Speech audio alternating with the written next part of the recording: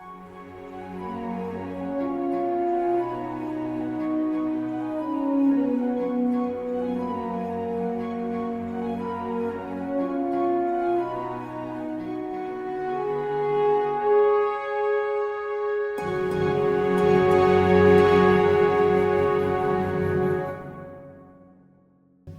a journey it has been. We have gone through true love, marriage, and then the divorce and separation. And now finally, we have reached the end of our journey into a world that you cannot see on a map and that is so real at the same time. We have reached this last stop, the stop of enduring love. It is the stage of love that we all hope to experience one day, but that we all hope also to only experience in the end. Because enduring love also implies that after this love, there's death, or perhaps even before. Enduring love happens when two couples are marching together towards old age and death. Or perhaps when one of the couple has already left us, and we're here experiencing their love even after they are not of this world. So either way, enduring love is both a happy, wishful thing that we all perhaps hope for, but also something that we view with a bit of bittersweetness. Perhaps the most famous work reminiscent of enduring love is Sonnet 116 by William Shakespeare, the same guy that we opened this whole course with. Remember Romeo and Juliet? Same guy. And in his book of many, many sonnets, the 116th one is all about love that is constant and, well, enduring. He goes, "Let me not to the marriage of true minds admit impediments. Love is not love, which alters when it alteration finds, or bends with the remover to remove. Oh no, it is an ever-fixed mark that looks on tempests and is never shaken. It is the star to every wandering bark, whose worth's unknown, although his height be taken. Love's not time's full, though rosy lips and cheeks within his bending sickle's compass come. Love alters not with his brief hours and weeks, but bears it out even to the edge of doom. If this be error, and upon me proved, I never writ, nor no man ever loved." So before anything else, let's look at the form of this sonnet. In a typical way of the English sonnet, we have three quatrains, the three light blue things. They're called quatrains. Over here. Let me turn this on. Here. So quatrains, 4 lines at a time, 3 quatrains, and each one is about something different. The first one is a bit of an introduction, and it's talking about what love is not. The second one talks about what love is, and the third one talks about what love is not again. And finally, we have a rhyming couplet at the end, down here. And that's very typical of a Shakespearean sonnet. You will also notice that the rhyming couplet at the very end further proves the points that have been mentioned in the sonnet previous. Now this compares quite differently from another sonnet we've seen. This is the Petrarchan sonnet, after the Italians. So this sonnet, even though it's written in English, is behaving in a much different style and a much different form.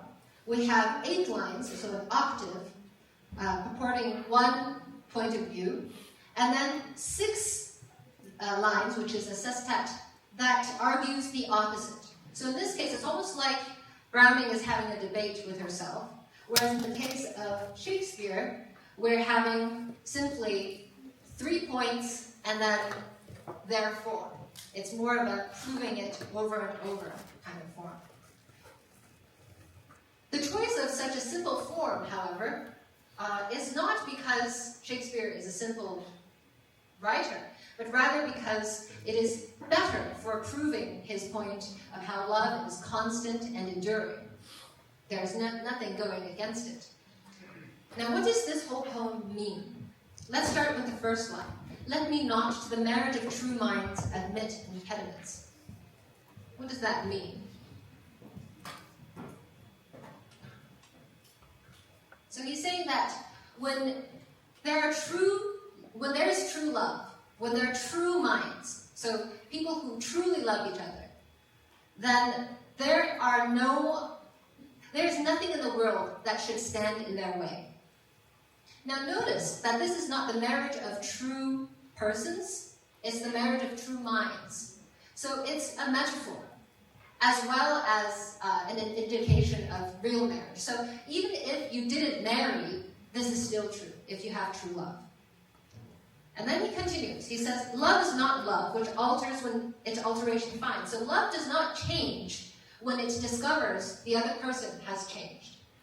A lot of divorces happen because someone changed, right? Or usually, the person who changed never changed. It's just that the other person discovered they're different.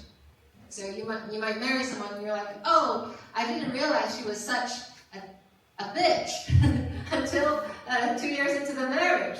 I better divorce her. Well, according to Shakespeare in this poem, even after you notice her flaws, if it's true love, you will stick it out. And it says more. It says, or bends with the remover to remove. So even if the person has changed completely, has completely turned to be a different person, or the state of your marriage has changed, like maybe you got poorer or that person got sick, it doesn't matter. If it's true love, then you stay together. He says, oh no, it is an ever-fixed mark. So a mark is also like a lighthouse. Yeah, it's a secondary definition is a lighthouse. So it's a mark or a lighthouse that is always there. It's always there to light your way, and it doesn't change. That looks on tempest and is never shaken. So now we have the extension of that metaphor. Love, true love, being like a lighthouse. That even when there are tempests, big storms, it never changes. And we can always look to it like something constant, like a North Star that can always guide us. And in fact, this second metaphor of the North Star is exactly what Shakespeare uses in the next bit. He says, it is the star to every wandering bark.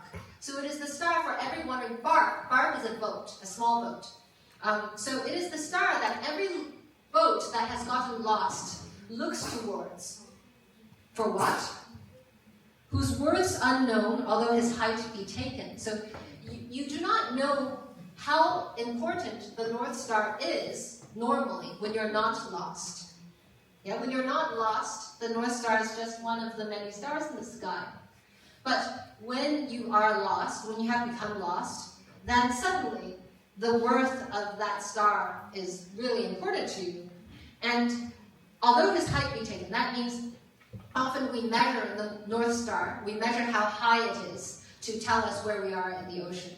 And I don't know if you know about the early ways of navigating through the sea. I think the Chinese invented it. But you have to look at the star and look at the horizon and measure the angle. And depending on how high the star is, based on its angle to the horizon, you would know how far you are from your home, where you are on Earth. So it's saying that true love doesn't really show how important it is, how wonderful it is, until we really need it. And then it's in those times of trouble that we realize, wow, our partner who loves us so much is really, really special. Love's not time's fool, though rosy lips and cheeks within his bending sickle's compass come. So love does not change, even when the looks begin to fade, so when the rosy lips and cheeks are no longer there. Even when death usually is portrayed with a sickle. Sickle is used for harvesting and for cutting down things. So even when someone is no longer very young and healthy, love, if it's true love, will still endure. So you'll continue to love someone even if they are no longer beautiful, even if they are in a wheelchair, even if they are really, really old and hunchbacked, you will continue to love them. Because, the 11th line, love alters not with his brief hours and weeks, but bears it out even to the edge of doom. So love is not a short-term thing. It's not just hours or weeks. It's not a fling. It's not a one-night stand. It is something that bears out even to the edge of doom, even to death. And to summarize, Shakespeare takes a bet in his rhyming couplet at the end. He says, "If this be error, and upon me proved, I never writ nor no man ever loved." So if what I just said in the past 12 lines is wrong, then I, Shakespeare, the greatest writer who ever lived, never wrote. Don't count me as have ever written, because if this is not true, then I never wrote anything. Nor no man ever loved. So he didn't say nor I ever loved. He said no man ever loved. So he's making it a hyperbole. He's making it more exaggerated than just himself. This is no longer just about whether he once loved or not. He's saying if this is not true, if this is not the definition of true love, then nobody in the history of the universe has ever loved. And so you can hear the conviction of this, very idealistic portrayal of enduring love. And actually, the first time that I encountered this work for reals was actually while working as a music director at this church. And this church was very musical. We had to put up like a concert every week or so. And one week there was a Valentine's Day, like a love concert. Every piece we performed had to do with love. And there was one person from the church group who was this really old man. He was in a wheelchair, and he probably had early stage Alzheimer's. He couldn't really talk intelligibly, like you couldn't really understand what he was trying to say. But he was insistent on us performing a song he composed based on these lyrics. And at first, I was like, this song sucks. Like, this song doesn't sound like a real song. I don't really want to perform this. Along with, the great works of Schubert and Schumann and all these great composers. But then I looked at him, and he was actually the embodiment of this poem. Because there he was, in a wheelchair, this shrunk shank of a man, barely able to speak coherently. And yet every week, his wife, who was not that young either, would dress him, put on his suit and tie, put him in the wheelchair, put his legs on the wheelchair, and wheel him to church so that they can go to church together.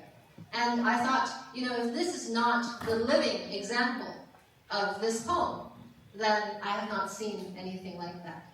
And so we performed that piece. And so even though the music wasn't maybe Schubert or Schumann, but the meaning of that poem was deeply embedded in me in a very moving way by this old man.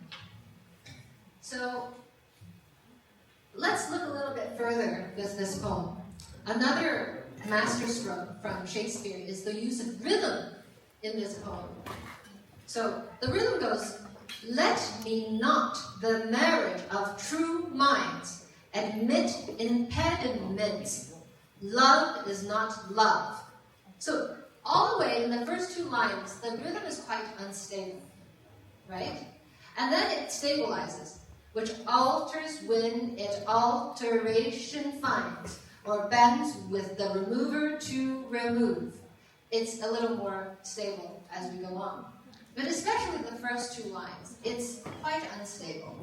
So why do you think that Shakespeare begins this poem with such an unstable rhythm, and then establishes a strong iambic rhythm later on? What expressive quality does this rhythmic interpretation give us?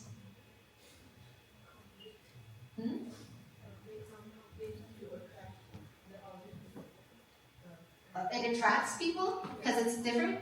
Okay, that's a cheap explanation. He's a master. Like, he can rhyme anything, He can invent words to rhyme. Shakespeare invented over 500 words that are currently used in the English language. So it's not just to attract attention. This was for something specific to this sonnet about enduring love. Well, what does the line actually say at this point? It says, "Let me not, the marriage of true minds, admit impediments. Love is not love which alters when it alteration finds." So he's saying that even when there are blemishes, so even when there are wrong things or bad things in a relationship, for example, the person is no longer beautiful, or the person is no longer young or rich, I will not admit those as impediments. I will not allow those to stop me from true love, he's saying. So you see, he's using the rhythm as a blemish. The rhythm is the mistake in the love. The rhythm is the problem, the little blemish. I don't know how to use an easier word than blemish. Blemish means like an ugly little dot on an otherwise beautiful thing. So, in this case, he's saying, literally, the rhythm has blemishes, but it's not going to change his love. Because when he says, which alters when it alteration finds, in the third line, this is the point at which we finally stabilize the rhythm. But interestingly, the words are alter. Like you would imagine that on the word alter, it would change, right? The rhythm would change. Alter means change. But it doesn't. It does the opposite. So it's saying that even when life is tough, even when life has blemishes, I will stay stable. The love will endure. The love will stay the same. So he's using the rhythm as a way to paint the example of how love will endure despite difficulties or despite challenges on the road. That's really, really masterful. Now let's look at metaphors. Well, the first metaphor I mentioned already, the marriage of true minds. So he's using this word marriage just to describe minds.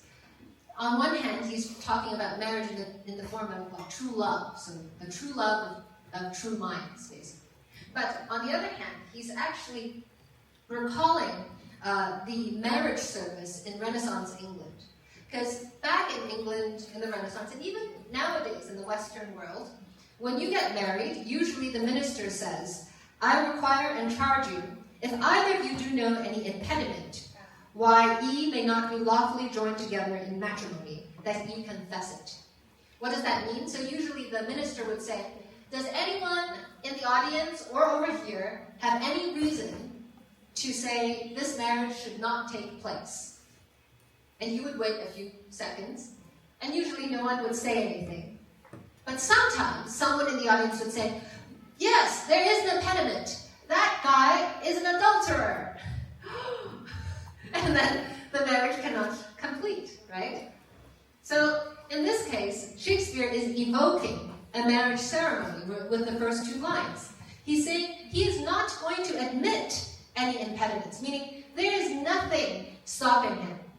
There's no one in the audience who's going to say, there is an impediment. That guy cheated on the bride just yesterday. There's nothing like that. So this love is perfect, and it's ready for the marriage, whether the marriage itself will take place or not. How about some other metaphors? Can some of you tell me about other metaphors in this work?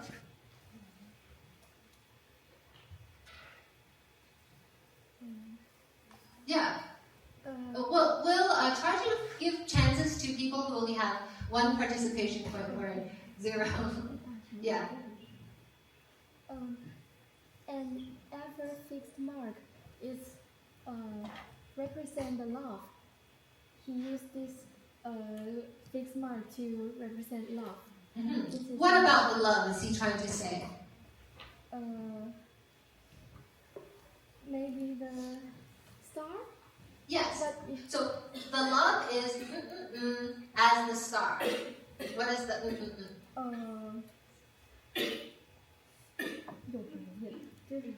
Eternal. Eternal, okay. And unchanging. Yeah. Yes. So love is as unchanging as the star or the ever-fixed mark. Actually, those are two metaphors. Yeah, that's right.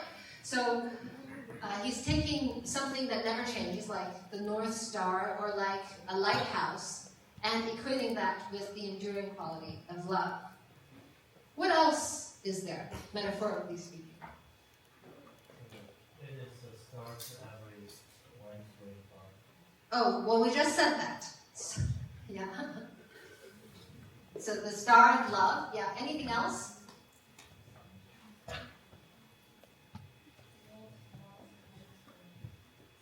Love's not times full. How is that a metaphor?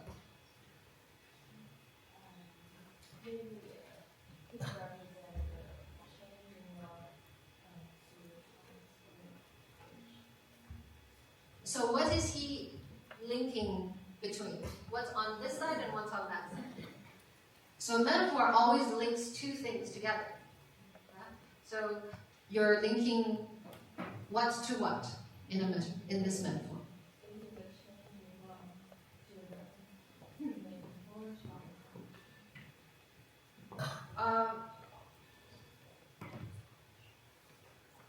It's close, but yeah, okay, I'll accept it. So he's saying, well, this is not really a metaphor, though. This is literally just what it is. There's no metaphor. Love's not times full. It's saying love isn't tricked by time. But there's no metaphor because there's no other word you're extending it to. Can you give us a better one? Maybe the next line. Yeah, sickle. Okay. What about that sickle?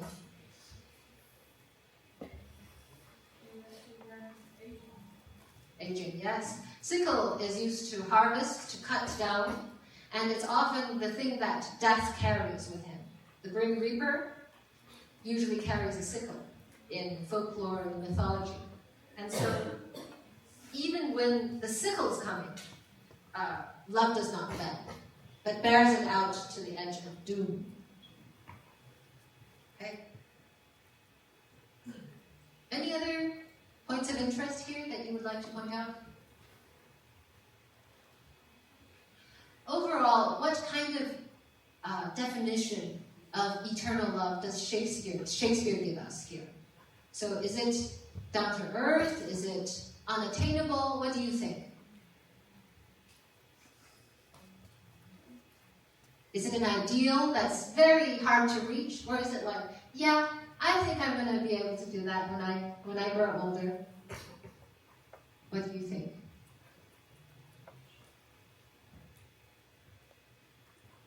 Who here thinks that this is very hard to accomplish, the love that he is talking about?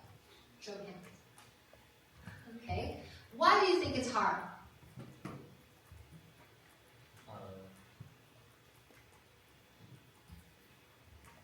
Because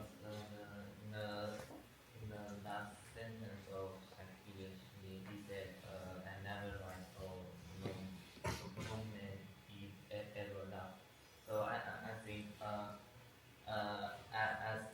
as the author, he described the love so beauty, but he even he thinks he cannot reach this love. So I think. Oh, he didn't think he can't reach this love. This is a bet.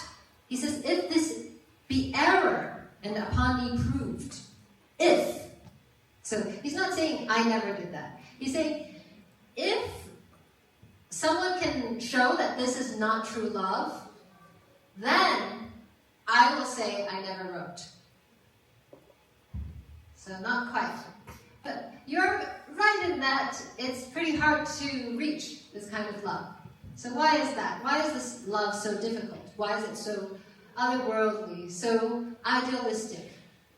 Which is very Renaissance, isn't it? Renaissance is all about the ideals. Ideal humanity. Ideal city. Do you remember that painting? Perfectly symmetrical city. It looks a lot like China sometimes.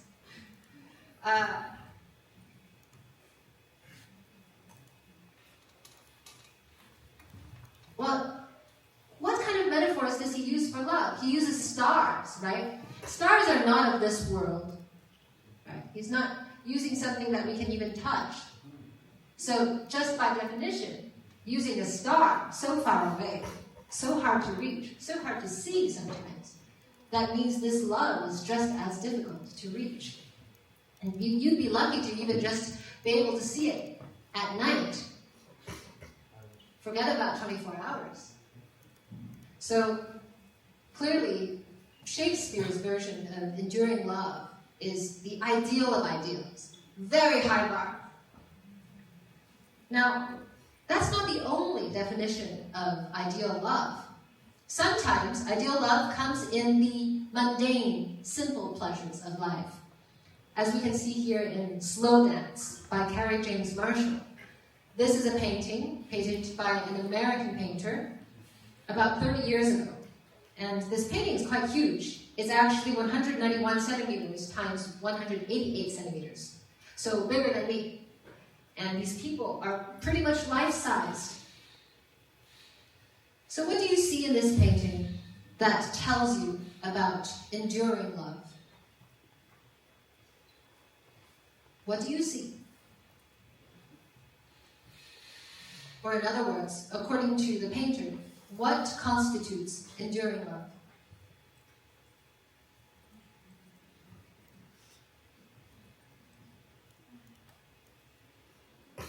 Anything you see. What do you see? Huh?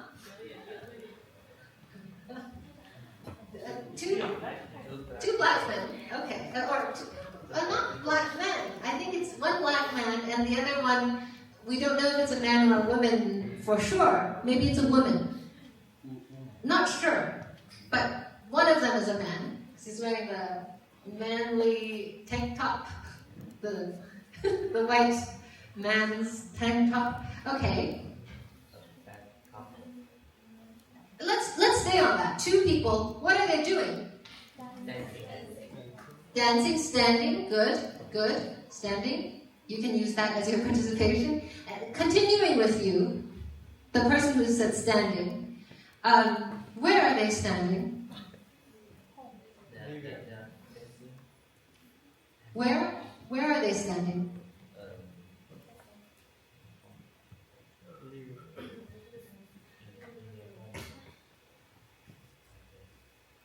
Wait, where? In someone's home. Okay, in someone's home. Okay, so it's not somewhere fancy like a restaurant or church or somewhere fancy, right? It's just someone's home. And we can tell because there's many homely things. It reminds us a lot of Chagall's painting, The Birthday, perhaps. We have a couch, we have a rug, and it seems that it's just the typical day that they are enjoying. We see on the bottom left of the picture frame an unfinished set of plates full of what looks like string beans, not a particularly expensive food. And yet, despite the banality of everything, the simpleness of everything, there is music and love, clearly. Why? Because, well, we can see the music notes floating into the air, and these two people are entwined in an embrace, which, according to this painting, is the most luxurious thing, far beyond the most golden restaurants or ballrooms out there. What else do you see? Another what?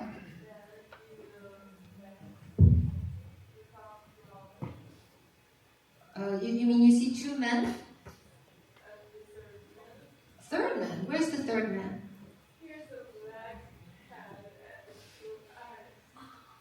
There's two figures. I see a guy here, and then he's embracing what looks like a woman, because you can see a little strip of her yellow dress here. Where is your third man? Huh? Oh, like here? I don't think it's a real man. It might be a statue on their table. It seems to be where the music is coming from. Maybe it's one of their electronic devices or decorations. Yes, but speaking of electronic devices, the painter painted in a little electrical socket. Usually, when we paint, we can hide things that we don't like. Even when you take pictures of your friends, you usually make out the things that are bothering the scene. And you would think that an electrical socket would be one of those distractions. Why did this painter include the electrical socket over here? Why is it included in this picture about love?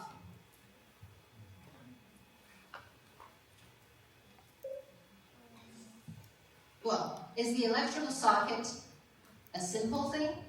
Yes, it's a very simple thing. It's a banal thing. It's a thing that we never think about, never even want to look at. And usually, when we're thinking about love, great love, eternal love, the type of love from Shakespeare's Sonnet 116, we would hide the electrical socket. We would Photoshop it out if it were a picture.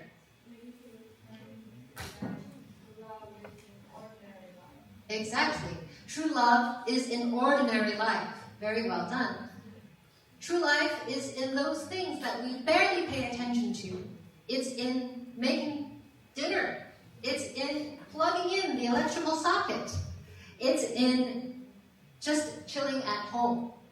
It's not something that, you have to cross mountains and go to outer space to experience. True love is experienced at home, where you are, as long as you're able to open your eyes to it. So that's the definition of enduring and true love, perhaps in the modern era, in the 90s. Sometimes, enduring love does not even have to be with someone else, but rather with the one person who knows you all your life. The one, in the words of Derek Walcott, who knows you by heart. Who would that person be? Who is the person that knows yourself by heart and knows you all your life? Who? Yourself. Yourself. Yes. So Love After Love from the collection called Sea Grapes. The time will come when, with elation, you will reach yourself arriving at your own door, in your own mirror, and each will smile at the other's welcome and say, sit here, eat. You will love again the stranger who was yourself. Give wine, give bread, give back your heart to itself, to the stranger who has loved you all your life, whom you ignored for another, who knows you by heart. Take down the love letters from the bookshelf, the photographs, the desperate notes. Peel your own image from the mirror. Sit. Feast on your life. So, what is this poem trying to say? Well, it's pretty much in plain English. But it's saying that there will be a day when, with happiness, you will come back home. Usually, after going on a date outside, when we go back home, it's all empty in our house, right? And we're kind of sad. No more friends. Party's over. So you're kind of not that happy to go home. But here it says, with elation, with great joy, will you come home to open your door and greet yourself. Hey, friend. Greet yourself, which is yourself. You're looking at the mirror and saying, hey, friend. And each will smile at the other's welcome. How many times have you done that recently? Who has gone home and looked in the mirror to smile at themselves recently? Never. Almost never, right? You go home, put down the bag, and then you slouch or whatever. You're not happy to see yourself. You would put on makeup, put on your clothes to see your friends, to see your teachers, to see your love. But when you come home to yourself, usually you don't treat yourself that well. You just are like, whatever, frozen pizza, microwave. You don't really treat yourself that well. But this poem is saying, there will one day be a day when after all that is done outside, forget about outside, you will come home and you will look at yourself again as what you should look yourself as, which is your friend, your dearest friend. When you see your dearest friend, you would make the best food or take them out to your favorite places. Well, you will do that to yourself. And you will say, sit here, eat. Now, eat here is used both literally and also metaphorically. Literally, it's saying eat the food, whatever is on the table. But there's something else, because he says, give wine, give bread, give back your heart. And the last line, sit, feast on your life. So you can see that the giving of food is not just physical nourishment for your stomach, but it's nourishment for your soul. It's feasting or eating with great enjoyment on your life, on all of those things that make you come alive. So eat here is very important. It's a metaphorical word, and as a result, it's just by itself. One sentence, eat, period. At this point of the poem, though, we still don't know that this person has overcome a breakup or some kind of loss. It's only in the next line that we start to discover that. He says, you will love again the stranger who was yourself. This means that before this point, you never loved yourself, or you didn't love yourself. There was a period of time when you forgot to look in the mirror anymore, when you would crawl out of bed and be there to help everyone else except yourself. But there will be a time when you will come back to yourself again. That's so nourishing. You'll give wine. When do we drink wine? To celebrate, yes. It's usually amongst friends. You give wine at a graduation, at a birthday, at the New Year's, right? And here, Walcott is telling us to give wine to ourselves. He's not saying drink like an alcoholic. Drink the whole bottle. No. He's saying give wine. So like a glass of wine. To celebrate. Celebrate whom? Celebrate you. Give bread. In English, we often have the saying, break bread together. Because bread is like rice for Chinese people, right? So bread is the real meal of the day. So it's not a real meal until you have bread. And you usually break bread between friends, between people who are common with you. The most famous story of breaking bread is probably the one with Jesus Christ from the Bible. Jesus broke bread with his disciples before he died on the cross. And he also drank wine. So everyone knows this, right? That Jesus drank wine and broke bread before he died on the cross. And this whole ceremony of breaking bread and drinking wine is integrated into the Christian and Catholic tradition, so that every once in a while you would have the Eucharist, which is that everyone in the church would break bread together and drink wine together to remember and celebrate the life of Jesus Christ. So wine and bread, first of all, separately, is about celebration and friends, but when it's together, there's an even holier meaning. It's something holy. This is not just drink beer, eat pizza. That's wine, that's bread, but it's different. Give wine, give bread is something holier, because you also give wine and give bread at the Eucharist, which is a religious ceremony that you do. So to treat yourself with sanctity, with holiness, that is what the speaker is trying to allude to. And give back your heart. Now that's a wonderful turn of phrase. Give wine, give bread. These are all foods. Give back your heart. He says that without missing a beat. To itself. To the stranger who has loved you. Usually you give your heart to someone special, in the words of Taylor Swift. But that someone special should be you. Last Christmas, I gave you my heart, that song. And so, usually you give your heart to someone else, and then it's like, I'm not giving it to you, I'm giving it to someone else special. But how about, I give it to someone else, take it back, and I just keep it for myself. To this stranger who has loved you. Stranger? Who is the stranger? Yourself. Why is yourself the stranger? Because you have not paid attention to him or her for a long time. Whom you ignored for another. who knows you by heart. So even though you have ignored yourself, you yourself, your inner child, your inner self, actually has been taking care of you and protecting you and being beside you this whole time. Knows you by heart. And note the use of repetition in this poem. Heart, heart, give, give. Self, self, itself. There are lots of repetitions, right? And once again, we have heart repeated. Once it was to give back your heart, now it's who knows you by heart. Know you by heart in English means to remember everything about you without having to check. They know you so deeply, they don't have to write it down to remember. And speaking of writing things down, what's the next thing our speaker invites us to do?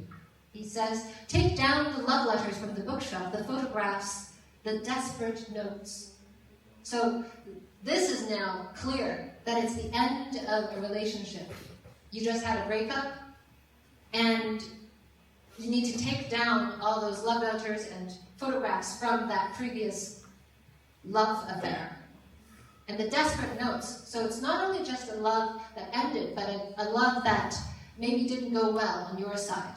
You were desperate for love, you kept writing, why are you doing this to me? Why did you miss our date the other day? You know, I was waiting for 3 hours in the rain. All these desperate notes. And peel your own image from the mirror. So take all of those things down that you were doing for someone else, and instead sit. Note again the single word used as a sentence. The previous one was eat. Now it's sit. So when someone is in such a state of grief, usually the simplest sentences pack the biggest punch. And we close with feast on your life. Feast. Not just enjoy your life or like take a nice break, have a Kit Kat, but feast. Eat everything delicious. Really enjoy it. Live the next chapter of your life with enduring love for yourself. Because at the end of the day, that's the only person that matters. It's the only person who will accompany you when you are born and accompany you when you're dying. In this poem, which is once again a more modern take on the idea of enduring love, love is no longer about two people. You know, sometimes relationships fail. Maybe in the Renaissance we still believed that it was possible to truly love someone forever and ever and ever, like a star. Nowadays, very few people believe in that. But it does not mean you can stop believing in love, because you can still love yourself. And in this comforting hug of a poem, it reminds us that before we can love anyone else, we must first be able to love ourselves.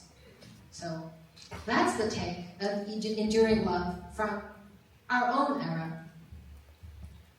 Now this third work is the mother of all enduring love stories. Every time I listen to it, I start crying. And this is Abendrot by Richard Strauss. It's the fourth song in the four last songs, or vier letzte Lieder of Richard Strauss. Now, Richard Strauss is a giant in the history of composers, especially orchestral composers. But his life is particularly special in that when he was born into the Romantic era in Germany, when Germany was probably at its peak. You know, everyone was learning German, everyone was patriotic, it was the country to be in Europe at least. But when he died in 1949, the world was a completely different picture. What happened in 1949? World War II ended. So when he was born, about 80 years or so before 49, Germany was at the top of the world. Everyone, we had Gustav Klimt, if you remember. He's Viennese, but everyone was speaking German, and it was the Gilded Age. There was a lot of gold on that Klimt painting, The Kiss, do you remember? And a lot of gold pasted on. That's rich stuff. But when we turn ourselves to the middle of the 20th century, 1949, Europe, and especially Germany, was a totally different picture. It was totally bombed out. Everything was barren. Most people were dead. And Strauss himself, he was a great German composer, and it just so happened that Hitler really loved music and art. He particularly revered the music of Bach, of Beethoven, of Wagner, and of Richard Strauss. And so Hitler actually made Strauss his #1 composer. So when Hitler needed a special ceremony or even the Olympic ceremony, Strauss was invited to compose or to conduct everything. Now Strauss didn't take that job happily, but he did so with a lot of courage and bravery, because he used his own identity as Hitler's #1 composer to help a lot of his colleagues who were less fortunate. He had many colleagues who were Jewish, and usually Jewish people would be killed. So he used his power as Hitler's #1 musician to help save a lot of his Jewish colleagues. He would say, no, don't kill this violinist, even though he's Jewish. I need him in my orchestra, for example. And as a result, he was able to save a lot of people, but at the same time, he had to play this role of being Hitler's #1 musician. And if he refused, you know what would happen? He would be killed too. And so he had a really difficult life this whole time, going from being born in a country full of promise, full of hope, and dying at the very end of the Second World War, having to play this double agent role of on one hand, stopping Hitler from killing all these people, and on the other hand, pretending to be Hitler's friend so that he can continue saving people. It was really hard. So you can imagine when he was 80-something, he was very old, not just by age, but in his mind, in his soul. Now there's also a love story that goes along with the incredible story of Strauss, which is his love story to his wife, Pauline. And Pauline was the very reason that he became as successful a composer as he did. This is a story just on the same level of Robert and Clara. So Pauline would always be controlling Richard Strauss. She would always be like, Richard, it's time for you to compose. Or he would be like, oh, no guests today. Like people would come to his house, no guests. My husband is composing right now. You need to sit here and wait for him for 3 hours. Like she managed his whole life, and his own personality was kind of very kind, very soft, and he wouldn't have been able to have the structure without his wife screeching at him, Richard, it's time to compose.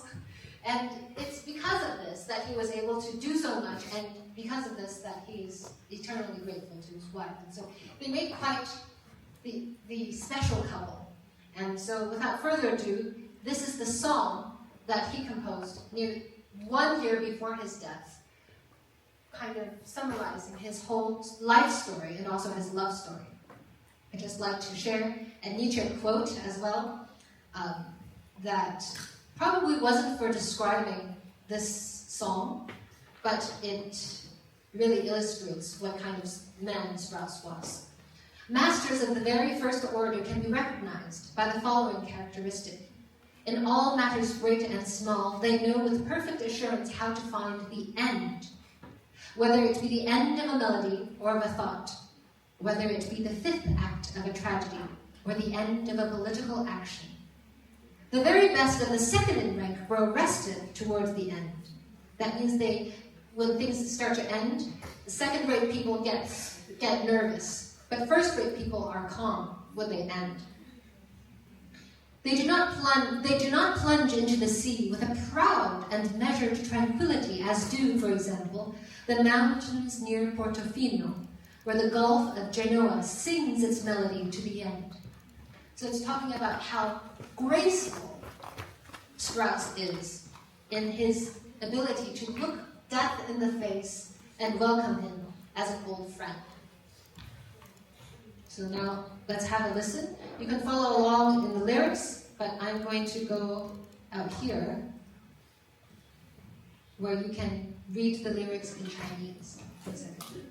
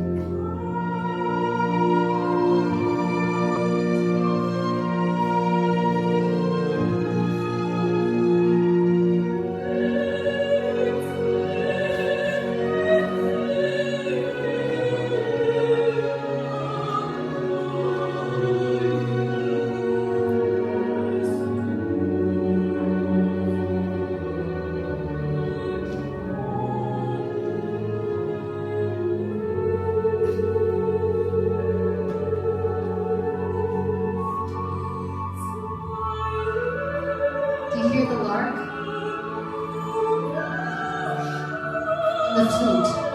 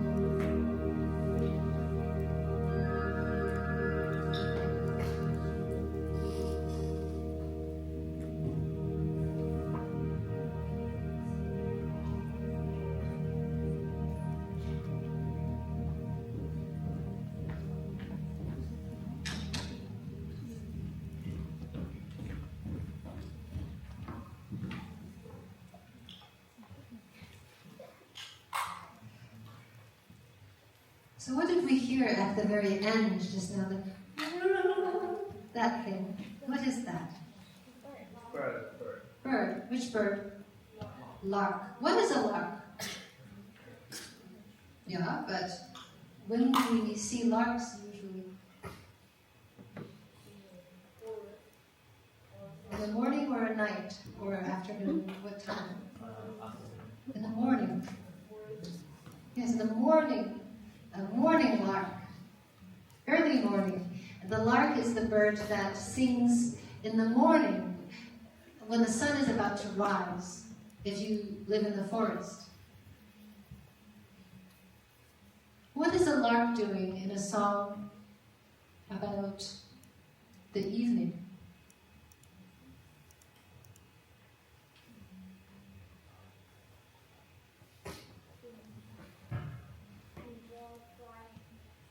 Huh? No. They're not enjoying flying.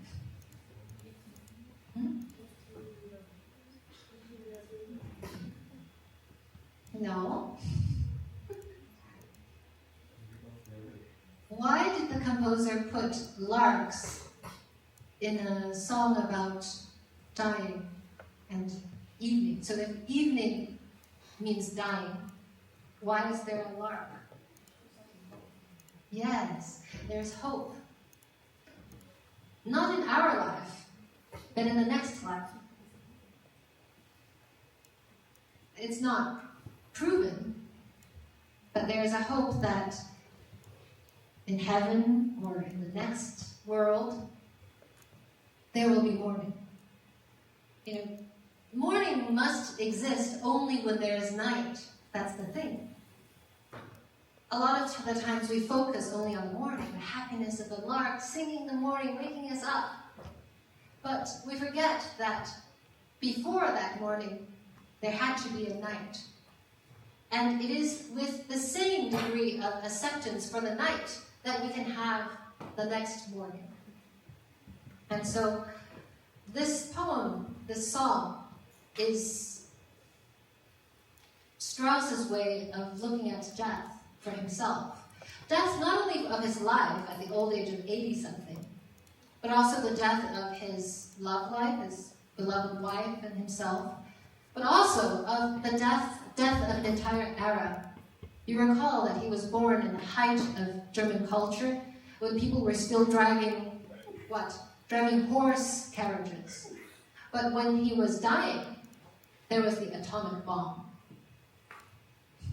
So it was a totally different world. It was the death of that world and the beginning of a new one. So most people would view that with distress, with fear of death. But not him. He has a very quiet and broad way of looking at all of these things unfolding. And also this belief, this hope, that there are still two larks circling, recalling a dream. Who are the two larks? Him and his wife. So he is, already dying. This scene is that there are two old people, hand in hand. We have gone hand in hand through distress and joy. Wir sind durch Not und Freude. Not is distress. So it's distress and joy. The translation is upside down. But it's we have, through distress and joy, walked together hand in hand.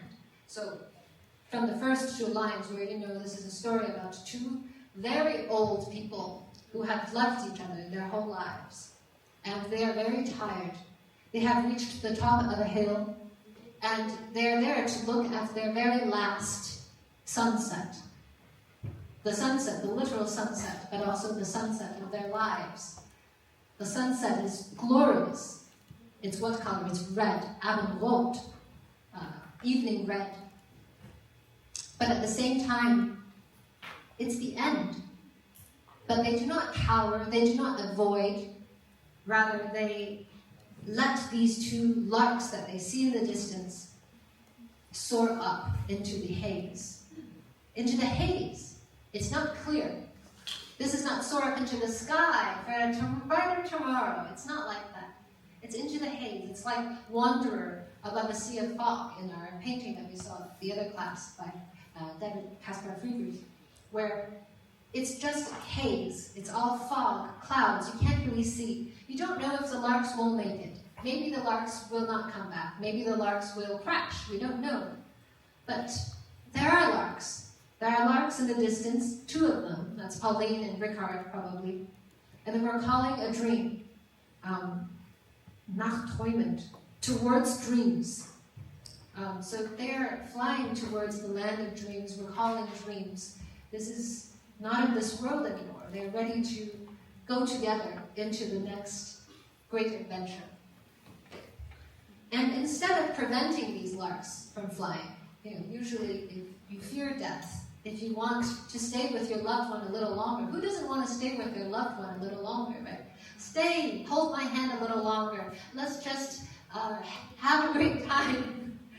No, but instead he says, come and leave them to fly.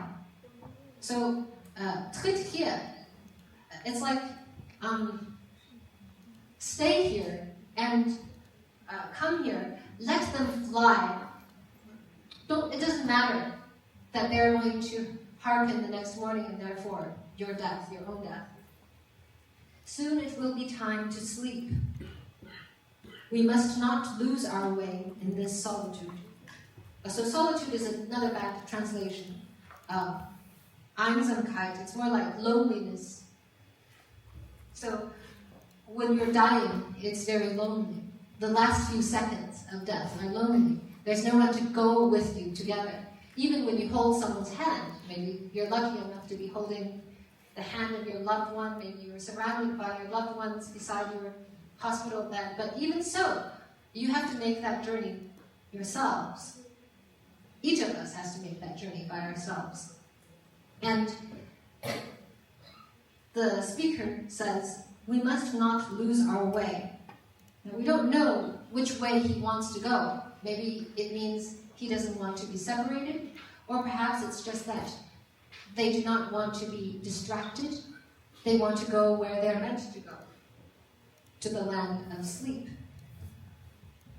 which is greeted in the next line with a vast and silent peace. So it's not something with fear at all. It's not something with anxiety. So deep in sunset glow, how weary we are with wandering. So they're tired. Could this perhaps be death? So this whole time they're staring death in the face, but it is not death that we see in, for example, Schubert's Erlking, the death that's so scary and trying to escape. But instead a death that we welcome after a life well-lived and long-lived, death that we greet as an old friend. So yeah, that's an Abendrot, which is perhaps the greatest declaration of enduring love. Enduring love for one's culture, the German culture, but also enduring love for his beloved Pauline. And now let's turn our thoughts to the music. So what do we have to say about the music? I don't have much to say except that each word, each sentence is perfectly word-painted with each note and each piece of the orchestration. It's a very free form, as is the case of later Strauss. But at the same time, there's this very luminous E-flat major arc the whole way. So there's this very smooth and slow arc of a melody and of the harmonies and of the rhythm that almost is like a rainbow or a bridge taking the speaker and his wife to the next world. And perhaps the most interesting part for me were the larks. So the larks start coming in when they sing Zwei Lerchen. Let's just go there again, see if you can hear it.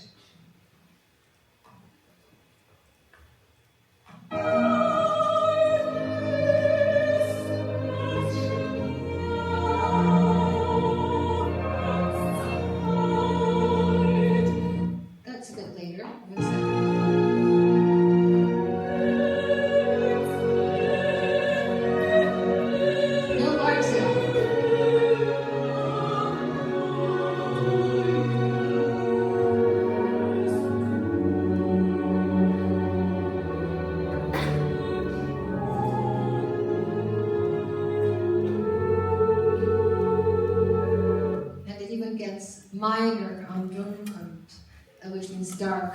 Do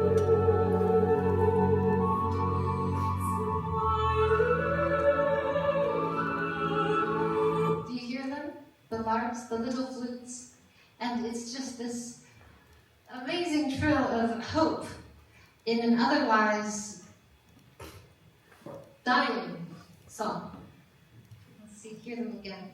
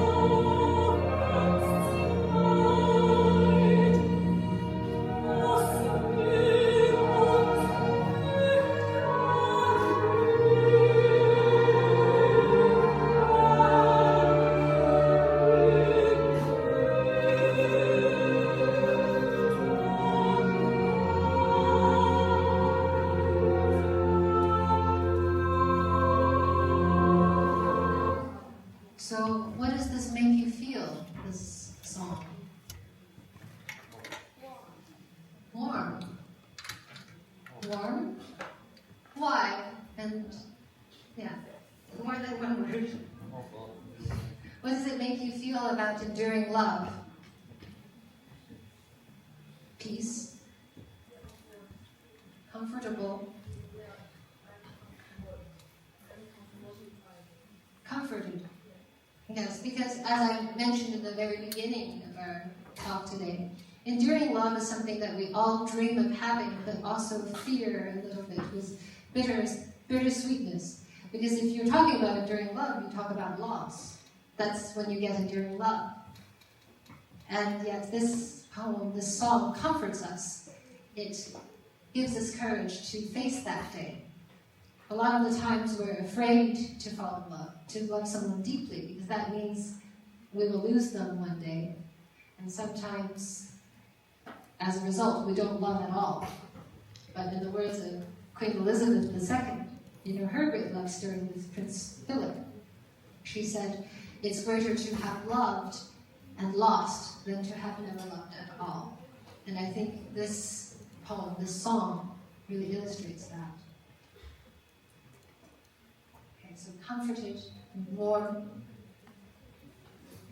peaceful. About what? About death and about loss. So in the end, the greatest of all loves, of enduring love, is not a love that you're afraid to lose, but you're happy that it happened, and it made you fuller of a human, but you're also able to let go. That's very deep. And so we have 3 works today. We have the Shakespeare sonnet, which is saying, love is this ideal, this great star, this mark, ever-fixed mark, that we must constantly strive for, that we perhaps will never reach, because it's so inhumanly far away. On the other hand, Slow Dance showed us that enduring love is something that we see in the small things, something as simple as a plug in the wall. Those are where we find true love and enduring love. It's not something that's made up in the sky. And then finally, we have an Abendholt, which gives us courage to dare to love, even if it has to end. And of course, I forgot, there was another one, the poem by Walcott, which talks about how even if you never loved anyone else, or it didn't go well, at least you have yourself. And at the end of the day, you need to give yourself the most amount of love in order to be able to love others. As a bonus, well, first of of all, I would like to wish you all the great luck of having experienced in your lives a love as great as any of the ones we've explored in this class, or perhaps one like this Kuhn Piglet. But as a bonus, we have one more song to cover, which is the one by Karl Böhm, Still wie die Nacht. This one's a bit simpler than the Strauss, so maybe you can help me.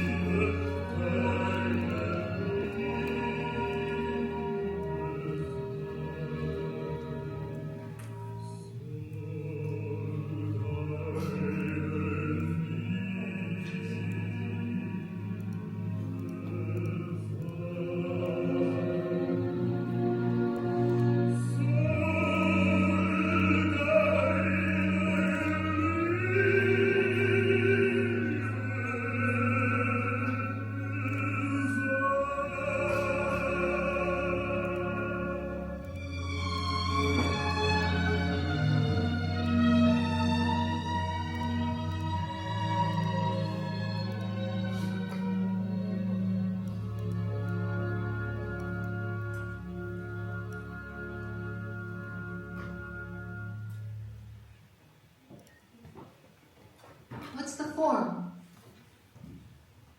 of the song? Music students?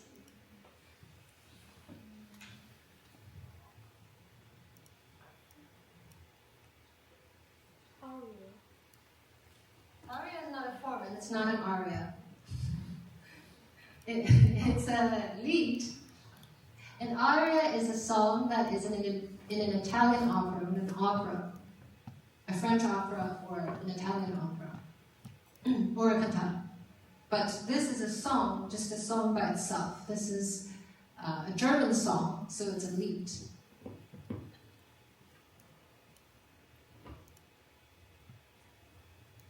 But what's the form? So is it A, B, A, B, A, B, B, A? What is the form? Did anyone hear it? No, it's not a B, A. There are three sections. It's A, Let's hear it again. This is A.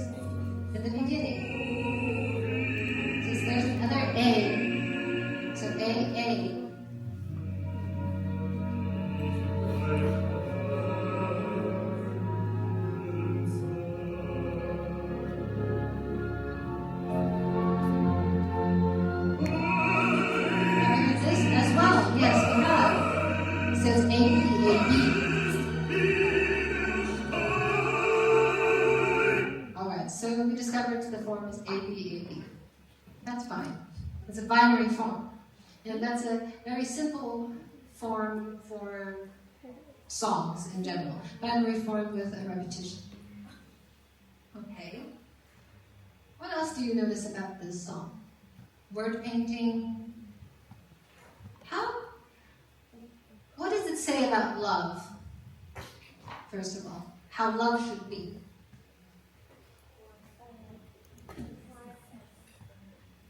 Okay, love should be as quiet as the night, as deep as the sea, as hot as steel, as firm as a rock.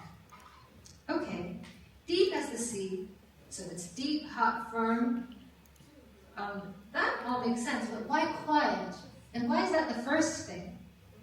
You know, I think of love, it's like very passionate, and very deep, very strong, but why quiet?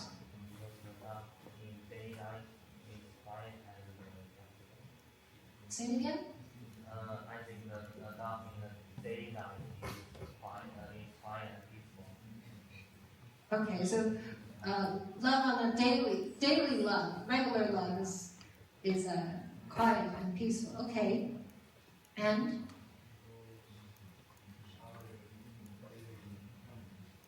I can't hear you. Sorry. Yeah, that's what he said. Can you say something else? Well, often, it's not just enjoying daily company. It's also that a lot of the times when we love someone, we support them. And often quietly. It's not in daily life though. It's like, for example, the Queen Elizabeth II. She always had Prince Philip by her side for like 70 or so years together. And each time, whenever she had to go to a special event to meet a president or some ambassador, he would always be one step behind her, supporting her as her role of queen. Now, he did it because he loves her. You know, he himself was the Prince of Greece. Like, he could have been the main guy shaking hands with the ambassadors and stuff. But because he married Queen Elizabeth, who was queen and therefore higher in rank than him, he had to be demoted to merely prince. He could have been a king in a different country, in Greece. So sometimes loving someone is not in the big actions, you know, making a big fireworks show or something, but in the quiet ways that we support them, in ways that perhaps even quieten ourselves. So you could have been loud and strong, you know, Prince Philip could have been number one, but instead he chose to be number two. He chose to be quiet in order to support his beloved Queen Elizabeth. So it's not just in daily life, but it's that love, when it's very powerful and strong, is supportive. Even when you could be number one, you can say, move aside, I can do this. But because you love the person, you say, you go. I'm going to listen to you down here. You go on stage. That's love. Okay. What's something else that's very interesting about this work? Did you notice whose love this should be? It's not my love. It's your love. So this song is about how you should be to me. Most songs or poems about love are about how I am to you. I love you. You know, how do I love thee? Right? Elizabeth Barrett Browning. But in this case, it's how you should be.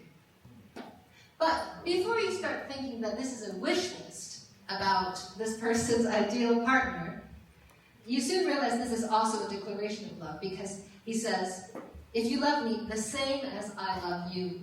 So that's the twist. These are the ways that you should love me because I love you already in this way.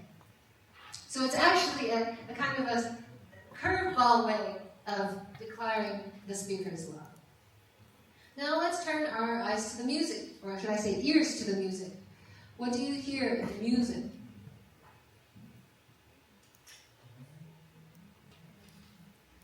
What's the melody doing? Well, first of all, what's the texture?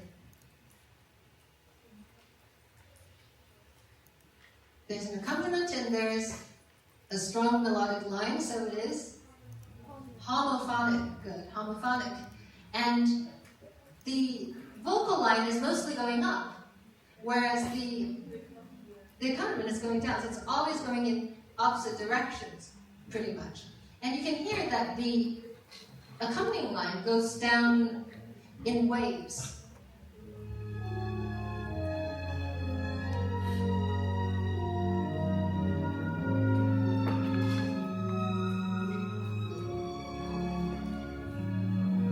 Here.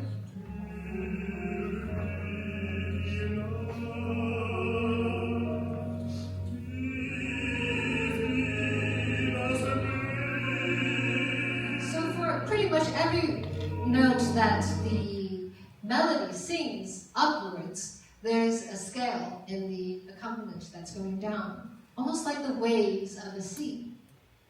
You know how the waves of the sea keep flowing, right? And yet, at the same time, we have the voice, which is constantly going up against that downward motion. But it's not going up in a very sudden way. It's still very conjunct in its melodic contours, right? And the tempo is still quite slow in the top part. So this is the quiet as the night, the firm as a rock, the deep as the sea. The voice, this guy is the one that's quiet, deep, and firm. I don't know about hot, but it's definitely going very strong, but slowly, steadily in the opposite direction of the waves that constantly are going down. And it's almost like how I imagine a large ship to be, like a Titanic ship, floating in the water, very slowly going forward. When all these waves, these smaller waves, keep hitting against that larger ship. And perhaps, in an extended metaphor, musically speaking, Böhm is trying to tell us that love should be like that. That love should be constant, enduring, quiet, strong, firm, despite the constant small waves of difficulties and challenges, of all the different things pulling us down. Despite all that, if it is true, enduring love, it will go the opposite direction and slowly but surely carry us through to wherever we need to be. So, yeah, that concludes our bonus track. We will take a little break, maybe 3-minute break, and then I will talk about your quiz.